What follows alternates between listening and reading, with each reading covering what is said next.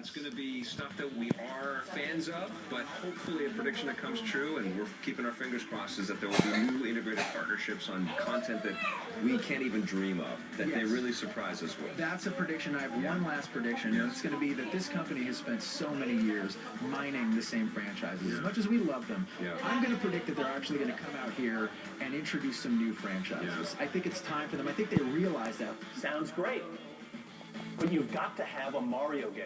You think there'll be a hardware revision, a new 3DS XL? Oh, yeah. Why not? They do one of those every other year. Yeah, but I feel like this would be the wrong year to do that. Yeah, exactly. And that's a perfect prediction why they're going to do it. Because I don't think they've had a great strategy with any of their hardware. So I do think we're going to hear about, we'll certainly hear new colors. Oh, my God. We'll hear a new iteration. You're making me nervous. Well, it's not I'm worried about this. I'm worried about I'm worried about Nintendo. I love the company. I actually really like the Wii U. I'm loving my 3DS right now. And frankly, the 3DS is having a killer year. I'm a total believer in the 3DS. There's lots of great games. Although they need to tie that back to the Wii U, the same way that Sony has done a great job tying the Vita to PlayStation 3. I just want to be excited about all of the software, and I want these things to do well. I don't think it's a good thing for this business for any of this bad news around Nintendo to be happening. No, it's bad for everybody. But I do think there's a reason to be excited. I mean, so much focus has been placed on Sony and Microsoft because this is like the next generation stuff. But the company that has the most to lose here is Nintendo.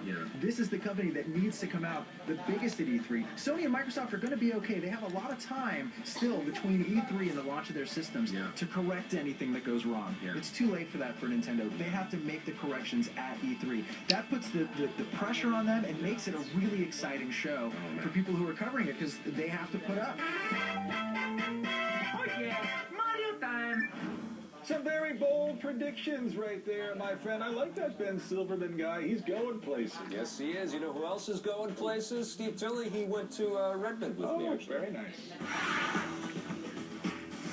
Ladies and gentlemen, introducing Xbox One. Big day here in Redmond, Washington. Steve Tilley is here is what's going on. We got to see the Xbox One a little earlier than everybody else did, which is really cool. I wanted to talk to Steve about E3 and what Microsoft kind of has to do now. What do they have to show us at E3? Well, they got to show us some games. They're coming at it from a very different approach that Sony did when they unveiled the PS4. Sony said, games, games! It's a games machine. Look at all the games, games! Microsoft's like, yo, it's like TV. And you can do your NFL fantasy football pool. Oh, PS, there's games on. Here's Call of Duty Ghosts and a little bit of Madden. And, oh, by the way, you can also do your movies. You can do your web browsing on it. So I think they really want to just get the idea of what Xbox One is going to be out there. But as gamers, I mean, we are gamers. I want my game console to be, first and foremost, a games machine. So we're going to see, obviously, a lot more of the games focus in E3. Because right now, I feel like I'm coming out of this with more questions than answers.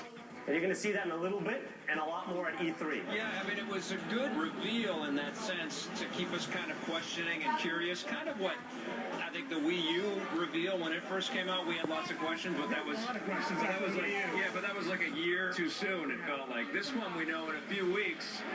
It's like part B, and we get a lot more data. What did you think of the games that they showed us? They showed us some footage of Madden and showed us some footage of FIFA, footage of Forza. Like every decision felt very safe today, right? Very safe. I mean, we obviously saw Call of Duty Ghosts, which is going to be a new Call of Duty franchise, I guess, separate from anything else. It looked good. There's a dog in it. That's a big next-gen thing. You get the user-controlled dog. That might be the big gaming story coming out of this event is mocap dog, right? But I mean, I looked at this game, I thought, wow, it's Call of Duty Next Gen. It's kind of what we saw with Battlefield 4 at the PS4 reveal. It's the Dude Bro shooter, looking really good. Call of Duty set the gold standard for first-person action in the current gen, and make no mistake, we're going to do it again with Call of Duty Ghosts for the next gen. I mean, I liked the new controller a lot. Kinect seems to work now. Yeah. Can you imagine, like, a Kinect that works? It works, and it's ubiquitous with the machine. It won't cost extra. Everybody gets one. The games won't work without it. It's a part of the equation. The coolest thing for me at this conference was when Don Matrick came up and said that they're investing in 15 new games and 8 new franchises. Because what I really saw happen with Xbox 360 is that it came out strong with some original ideas like Cameo, sequels like Perfect Dark, and Microsoft invested in Fable, and then Forza kind of really came into its own on the 360, but they didn't really bring out a whole bunch of games. It felt like the focus on the 360 really shifted towards Kinect. With Kinect, We made you the controller. and the software that kind of came along with that. But now it feels like they kind of know what to do with Kinect. They've been educating their partners with it, and it feels like Microsoft is investing in games again, and that's what I think they need to show us at E3. They need to show us where their money is going. They came into this event saying, we're not showing you all the game stuff. This is going to be what the console's called. This is it. Xbox One. Xbox One. I did not see that coming. I know. I don't think anybody saw that That coming. might be the best kept secret ever. I never would have guessed I Xbox don't think One. anybody had Xbox One in the pool, but although